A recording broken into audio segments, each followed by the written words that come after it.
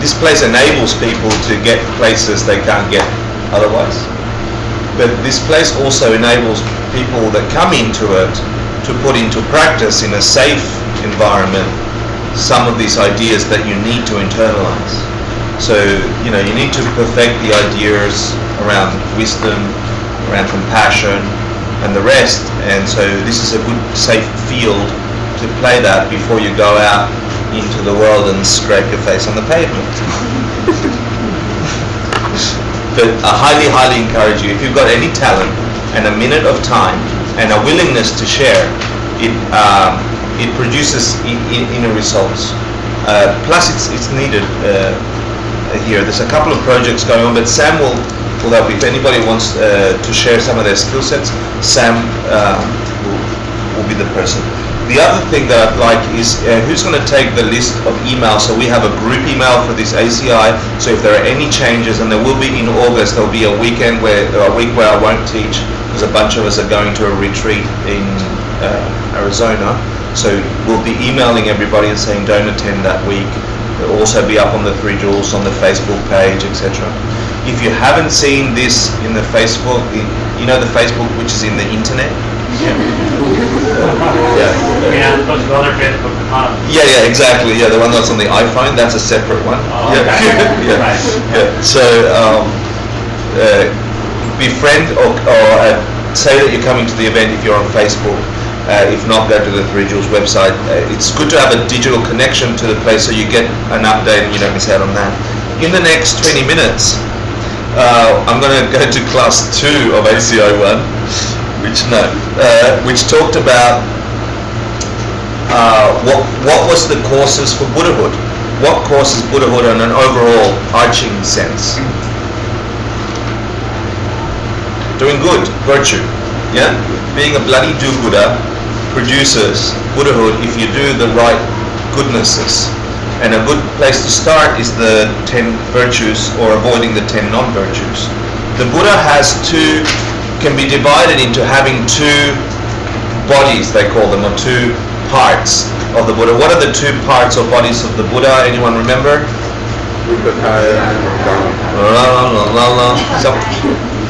Okay.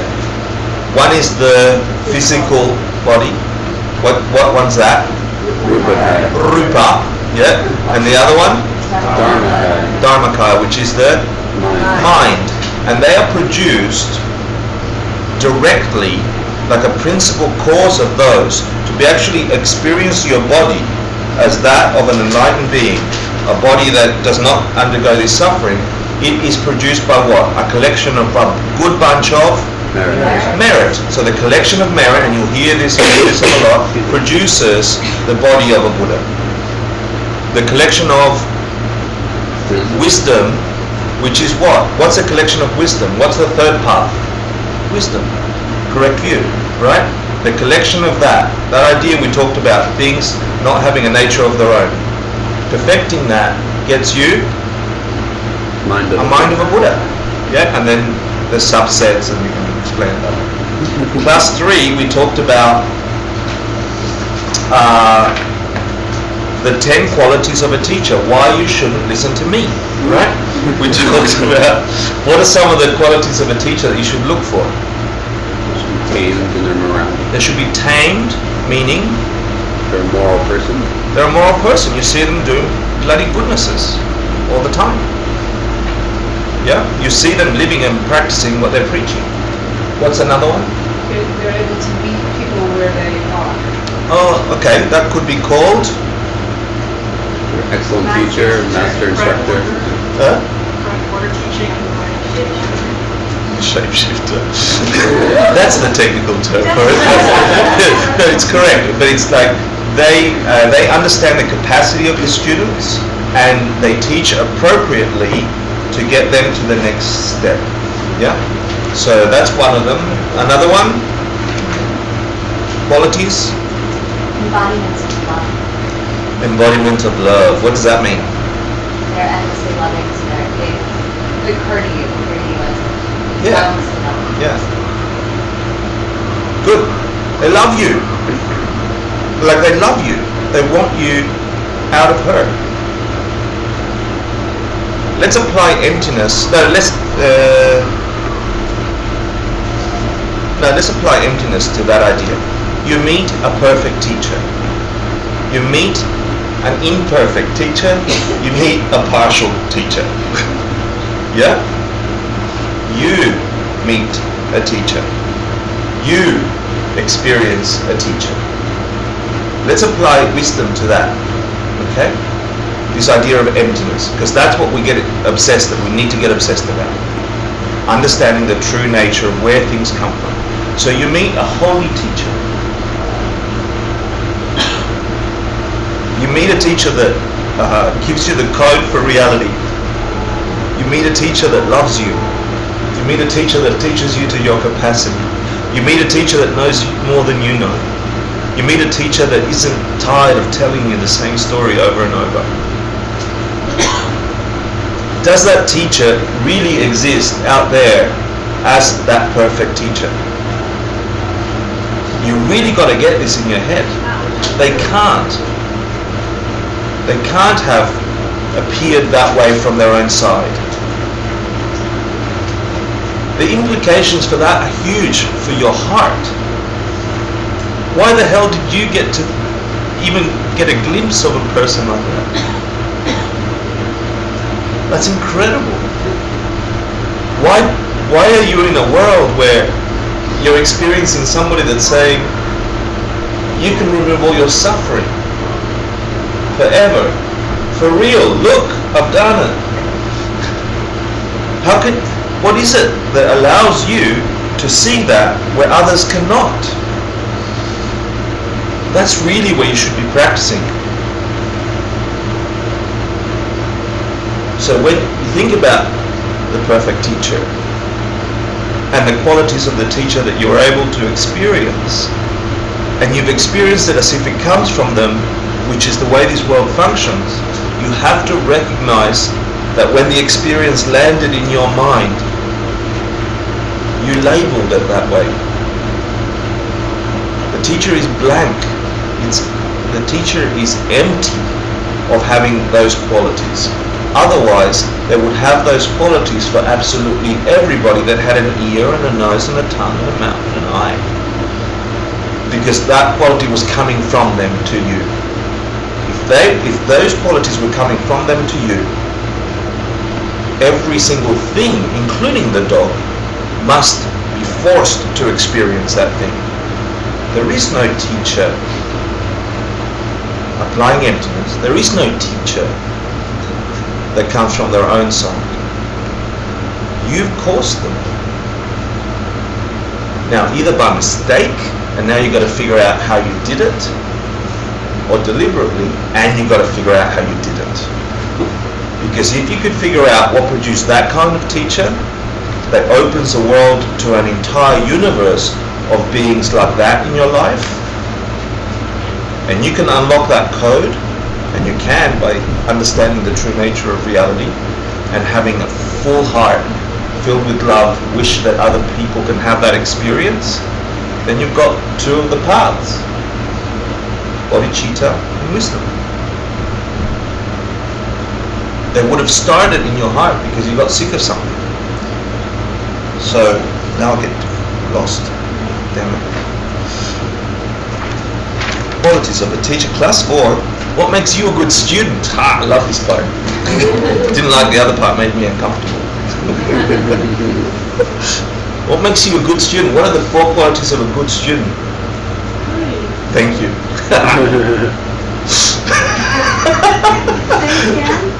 Three, she said. Good. What are the 3 qualities? I was also integrating debating in there. What are the 3 qualities of a good student? Intelligence. Yeah. What does intelligence mean? This is the part I love the most. First of all, before we go to intelligence, what's the first one? You come in with an open mind, right? You go, whatever I know, maybe there's more I can know. Be open. Because guess what? That's where you're going to fill something in, right? So the first quality of a good student is open mind. The second quality of a good student is they have intelligence. Intelligence here is code for something. Applying logic. You understand that there could never be a teacher that from their own side is filled with wisdom, that understands everything that you need to know from beginning to end, that gives you that graduated path in a nice lecture or in little hints and signs and symbols, and that forces an experience of wisdom in your heart. Because if there was, everybody must see them that way, including dogs. You have to understand that through logic, that you are having a very particular experience with your own prejudices forced upon you by something. Because it's not a choice, you're not sitting here trying to, it's forced upon you. Some of you are bored, just naturally bored. Some of you are happily bored. Some of you, all the variations in between are forced upon you by something. This is where the word karmas come from. Teacher is a blank screen. This thing, this object is a blank screen upon which people and beings are forced to experience different things. That's why somebody can be a teacher for somebody and be a totally annoying person to the next person. Are you kidding? That guy was drunk. Are you kidding? He bent down and did this, and so intelligence here says you understand through logic that the nature of things, how things function, and for that you need study. And then you go against your human conditioning that tells you to behave in a certain way in this world. The normal human conditioning here says, if you want to get something, you have to take it. If she hurt me, I have to hurt her. It's an impulse we have. That's the impulse. The only way to stop her hurting me is hitting her. That'll stop her. So what happens? She hits me. Then I hit her, and then she hits me. And then all of a sudden, other people are hitting me, and I'm like, well, what's that? No. No, it is true. The thing is, the impulses here force us to behave in a certain way because we don't understand how things function. So intelligence here says, going against that conditioning that has taken eons, the only way to have abundance is to take all the money for myself. The only way to get chocolate brownies is to keep them. Since I don't want them. No. Do you see what I mean? Intelligence here says you understand something through analysis, then you apply your logic against your human conditioning. And then you produce a reality that's different to what you're experiencing. You have to test that. And what's the third quality of a good student? High aspirations. Meaning? Don't want it just for themselves, they have goals for the teaching. Yeah, broader, yeah. Good, high aspirations. They don't just want a Jaguar and a nice red dress. Yeah. Good. Then we talked about what's good dharma. We talked about stopping desire for this life. So let's consider for a second that there are future and past lives. I don't mind where you're at, but let's think that might be a possibility. You could get carried away by saying, I just want another one of these lives because life's pretty good. I like chocolate brownies. I like my mind. I like my friends. I mean, you can like this world. But then these things change and will go. Looking at the entirety of a human life as a goal is limiting.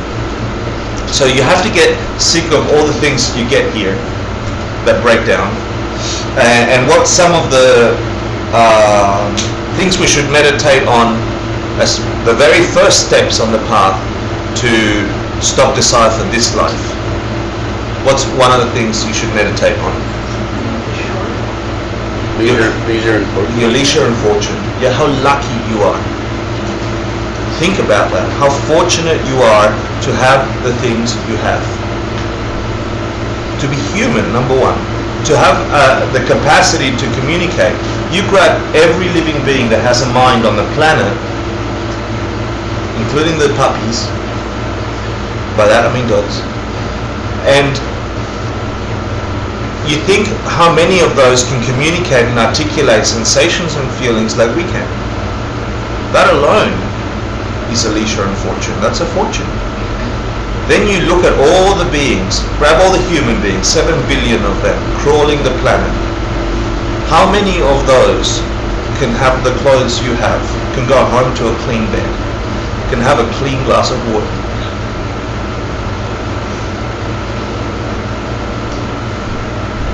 How many of those have the fortune to just sit down for 2 hours and think, how can I better the world? Because they're not breastfeeding 20 children and mining gold and cutting rainforests or running away from bombs dropping on their homes. Or think of the entirety of the human population on the planet at the moment and think, why do you have clean clothes? So you consider all the fortune that you have to be born on the top 1/10 of 1% of the entire human population and have enough food, and even if it's not enough for you, oh, I want more money, I want a bigger room, I want a nicer bed, I want cleaner friends, whatever. You contemplate your leisure and fortune, and that gives you some energy. And then what's the other one? This is a fun one. What's the other thing you should... Huh? Death is imminent. Yeah, you're gonna die. You're not gonna keep it. No amount of grasping to it, no good looks, no good friends. When it's time, you go for refuge to the doctor to help your ailments. You go to refuge for your mum to stop the fights. You go to the police when someone breaks into your house. You go to all these different places on the planet to help you, to give you some kind of refuge from all the suffering that comes your way. But when it's all said and done, no 20 family members holding your hand can go with you. No mom, no doctor can stop it, no chunk of cash.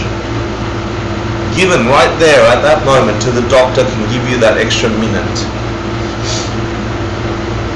It's all gone. All the work that you put towards washing your hair, all the work you put towards getting that big bed, that nice car, that beautiful thing that you've got in your apartment, I don't know where it is. All that effort, all the fight to get the job over somebody else that really wanted it, all the competition between people, and then bigger competitions between my kind of community is better than your kind of community, all that thinking, none of it helps you. The only thing you take are the deep, deep impulses that you've habituated right here, right now. They will define what you become. The deep, deep impulses. No intelligence can help you, per se. If you use intelligence in the right way, they can create the impulses. So when you look at a child and they have a gift for fighting, or you see a child and they have a gift for playing piano, or you see a human that's, a tiny little human that's already got a capacity for something that other little humans don't, consider where that came from. If everything is caused, everything without exception, right? Something caused that in an infant. And it wasn't the mum and dad's DNA. Because then they got another child the same age or similar age and they were little shits. Which leads me to stopping to summarize course 1 and quickly summarize what we're going to cover next week, which is refuge. And I want to talk about, say, Ger Dring Du Sum. We're learning these ideas in the English language. For 1,000 years, these ideas resonated around these sounds, these words, that I'm going to ask you at every class to repeat. Know that resonance and those sounds contained for the listeners for 1,000 years, these ideas, and before that in Sanskrit. So say Ger Dring Du Sum. Okay, which is perfection of wisdom. Gyedring Du Sum means long, middle, short. What's Sum? Sum. Lam Su Nam Sum. Three. Sum Sum. Lam is path. Three. Sum. 3. Yeah. 3 principal paths. Lam Su Nam Sum. So Gyedring Du Sum is long, middle, short, 3. So out of the Buddha taught the Prajnaparamita, which is the perfection of wisdom. Prajnaparamita is the perfection of wisdom. Next week we're going to talk about what is perfected wisdom. What is wisdom that's perfected? What is the perfection of wisdom? He taught for about 50 years. He did 3 big cycles of his teachings. The first cycle he didn't even teach the perfection of wisdom. It's got something to do with emptiness. And out of all the teachings, there's only 3 that remain as the core sutras, which are the recorded speech of the Buddha. Only 3 that remain only 3 that remain as the core monastic explanation of these teachings on the perfection of wisdom. It's a collection of works around the perfection of wisdom. And the long, middle, short are the 10,000 verses, the Prajnaparamita in the 10,000 verses, 20,000 verses, and 8,000 verses. There are others, but they not become the core monastic in the Tibetan tradition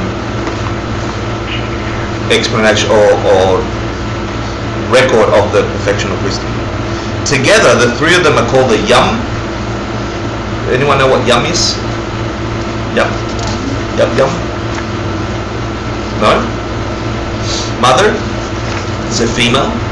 Yeah. And so it's the mother.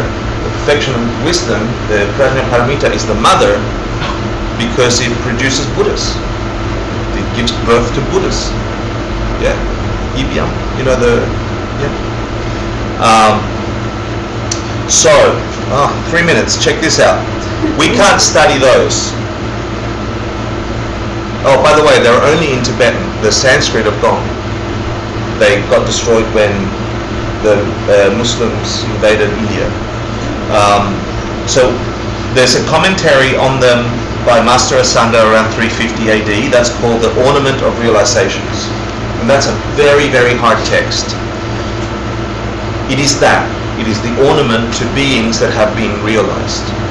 Okay, so if you're a very high practitioner, Asanga wrote the Ornament of Realization, a commentary on Yam, on the Prajnaparamitas, to explain deeply to a realized being who has had many levels of understanding of these things, the nuances and what it all means and how to apply and the rest. So you have to already be at a very high level to even understand that commentary to the Prajnaparamita. So we're not going to study that. And then there's a second commentary by Master Aribhadra around 850 AD.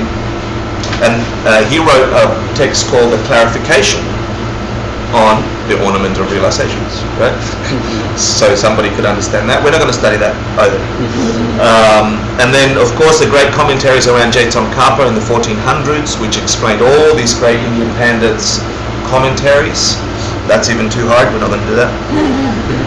But we are going to study from a commentary about that clarification in Tsongkhapa's text by Kedru Tempa Darje, around 1493, like exactly a year after Columbus set off to find us. And that's called the analysis of the perfection of wisdom. That will become the root text for us or the commentary to the root, to the commentary, to the commentary, to the commentary, to the root sutras that describe the perfection of wisdom. That's what we're going to get into next week. What they'll cover is what is the perfection of wisdom, and there's 3 types. I won't cover that tonight, but I do want to leave you with the question, with the idea that to actually seek refuge, you need 2 parts. The first part, just think about going to refuge to mum, right? You had a fight at home or something. What's the first part of seeking that impulse for refuge? To go to refuge to the police, to go to refuge to the doctor. What's the first part? Huh? Problem. Seeking safety. Seeking safety from a problem. Something's going to piss you off. Something's going to get you upset. You're running away from something that's hurting you. The first thing you need to even have the attitude of refuge, we go to refuge all the time, by the way. We are afraid of something going wrong somewhere. She hit me. I mean, I used to do it at the table. Mom, Alex looked at me. You know? Like my sister would look at me and I'd be really upset because she'd give me that look like nobody's watching and I'm looking at you. I'm like, Mom! Mum's cooking away. You know, and I deeply in my heart felt that Mum could fix it. So A, you need something to run away from. Something that's going to hurt you. My sister was going to hurt me. Yeah? Just by looking at me, she's evil. Yeah? But I was fearful as a child. I was afraid. You need to be afraid of something. Otherwise you wouldn't go for refuge. You just keep drinking. Yeah? So you need that first part. Really have to be wanting to run away from something that's threatening you. For me, it was my sister Alex looking across the table. And as soon as my mind moved to the second part of taking refuge, which is Mum can help me. She can really help me because she's the authority figure. She can hit my sister on the head. Something. She will save me. Yeah? Then I'd go, Mom, Alex is looking at me. And I'd go for refuge. Now, worldly refuge doesn't exist. That's one of the horrible conditions of being on this planet. No amount of going to Mum will save you. Because you'll need to go to Mum later. I mean, my mum used to say, she wouldn't even turn around. I was hopeful she would save me, right? Do something, say something. Alex would stop it. And she'd go, how do you know she's looking at you? And I thought, she's on my side. She's asking me questions, you know? And I go, I can see her, Mum, across the table. And then she'd yell at me, stop looking at her! And then all of a sudden it was my fault. You know, it was like, oh, how come it was me? You know? But the thing is that at one point the doctor won't help you.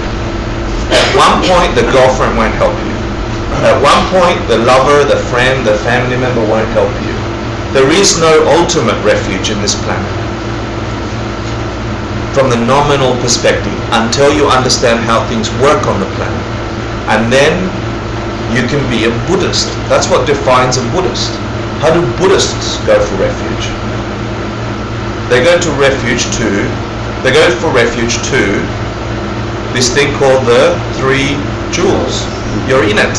No, it's not this place, right? But we're going to understand what these 3 jewels are and how they really have protection. But you need to understand their nature. So just to let you know, a quick one, I'll be 2 more minutes. That's a lot. What's the first of the 3 jewels? The Buddha. The Buddha is a jewel. They can offer you protection, refuge, because they've achieved a state that you want to reach. No more suffering. They figured it out, right? And they say that he figured it out for himself and for others. And there's a debate about, well, he didn't do it for me, I'm still hurting. Look at me, right? So the first one is, there is a real protection you can get from a being who has reached the end of a path where you want to get to. The Buddha jewel will explain that in detail. The Dharma jewel. What's Dharma? Teachings. The teachings. What else is the Dharma? True phenomena. True phenomena. The ultimate Dharma is also realizations. The ultimate of the realizations is the realization of emptiness. The true realization of how this world appears. How this world appears is not what this world is. Having a direct experience of what this world is, what lies behind the fabric of what we experience, that is the highest Dharma realization. If you have that, you have true protection.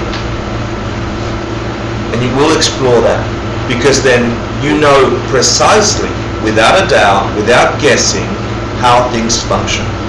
And at the moment, if you're like anybody else, if you seem to be like all the other humans on the planet, you have no clue how things function.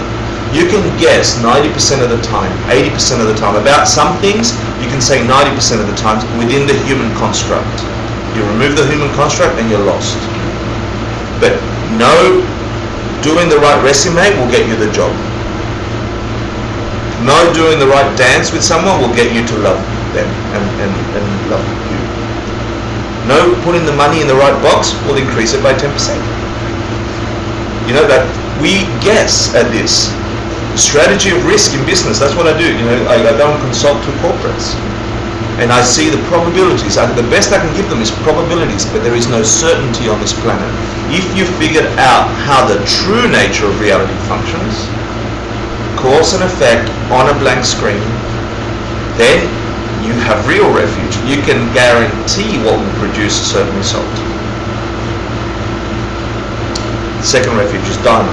It is the realization of emptiness. The third is the Sangha. What's Sangha? Community, areas, bodhisattvas, okay. Sangha, sometimes it's considered the community of people. A Sangha is 5 monks or more, which is a community of monks, but the real Sangha are beings who have seen the ultimate nature of reality that are not yet Buddhas. Yeah? And they can explain to you, this is what I saw, this is how it is, this is how you get there. And they can coach you. You can go to these beings that come to you, that appear to you, and get real protection, because they help you do what? Stop certain things in your life. You have certain cessations.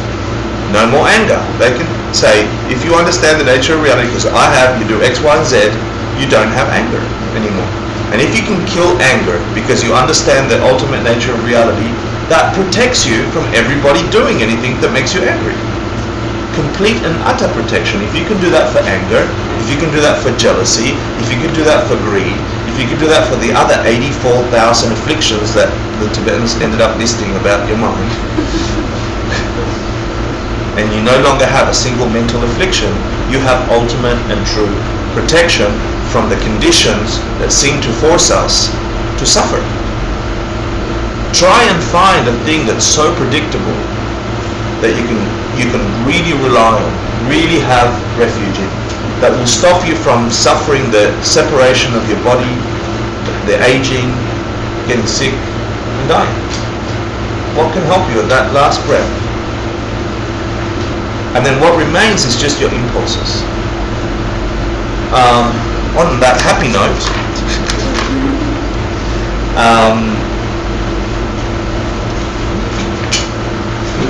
think about the next 10 classes we're going to have.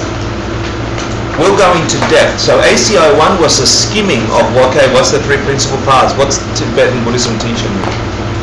Now we're going course by course, quite in depth, with precision, into what these things, what the Buddha said, and how these things maintain themselves in Tibet for 1,000 years, and produced realizations.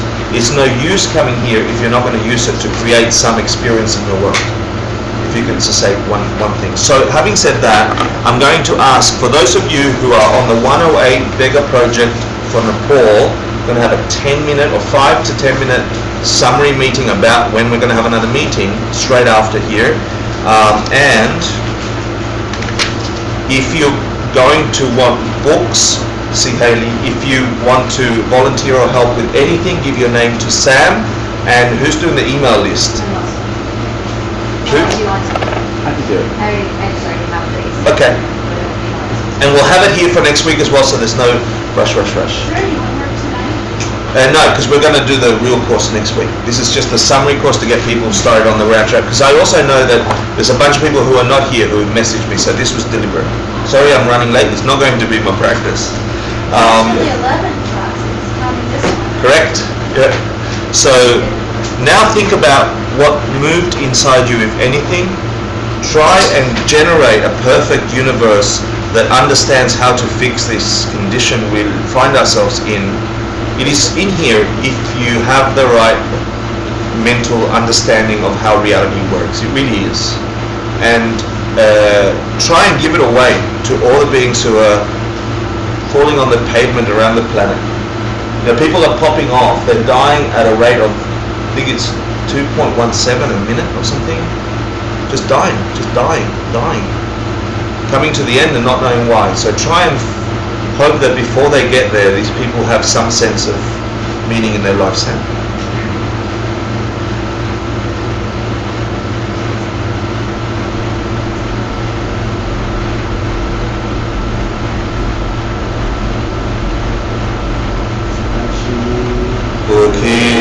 Geshe Rerolling in embodies, Sangha Shindumita Duargi, Dropin Nanda Shinla Chipasho, Hidam Guru Ratnamandala Kamyatayami, Dingopen Sunam Yeshe Tsotsoshin Sunam Yeshe Lejunwe Rampa Kuni Topasho. Try and imagine that being that was on top of your head, size of the thumb, getting smaller and smaller until they're about the size of a pea, and made of light, and they enter the crown of your head and they start traveling down towards your heart, right in front of the spine until they rest there. Try and feel the sensation at that level of your heart, just in front of your spine, and associate some kind of all-encompassing love connected with wisdom and knowledge, and let it sit there and go with you to your homes. Thank you for coming to this first class. Thank you.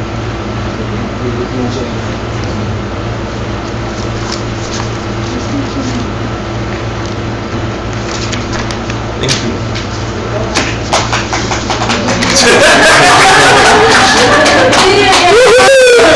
Let's party! So we're going to have 108 Project. For those of you who don't know what 108 Project is, the summary is April, May next year, a bunch of us are going to Nepal. We're going to help 108 people. That seems random. Homeless people.